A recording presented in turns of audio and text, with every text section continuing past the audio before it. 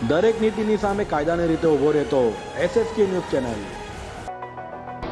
સુરતના નાનાવડ ખાતે આવેલ પંડોળના પોળ ખાતે 1 વર્ષ જૂના મકાનના ચોથા માળની ગેલેરી સાથે કિશોરી પટકાતા હોસ્પિટલે ખસેડાઈ હતી, જ્યારે એક અન્ય બાળકને પણ ઈજા પહોંચી હતી. સુરતના નાનાવડ ખાતે આવેલા પંડોળના પોળ ખાતે 1 વર્ષ જૂના મકાનના ચોથા માળની ગેલેરીનો ભાગ તૂટી પડ્યો હતો.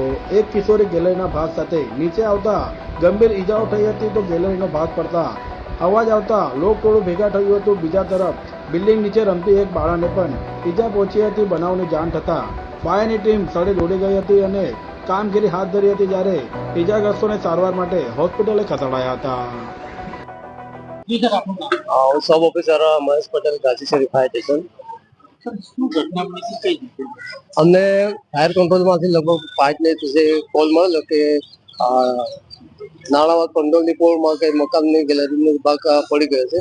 અમે તાત્કાલિક યુદ્ધના ધોરણે ઘટનાસ્થળે આવીને જોયું તો ચોથા માળની ગેલેરીનો ભાગ નીચે પડી ગયેલો હતો.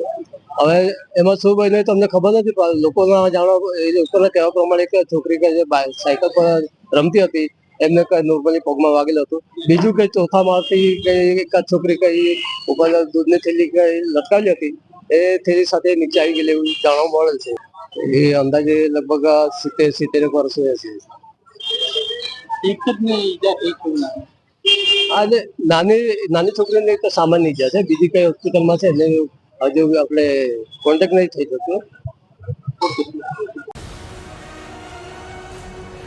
દરેક નીતિની સામે કાયદાની રીતે ઊભો રહેતો SSK ન્યૂઝ ચેનલ.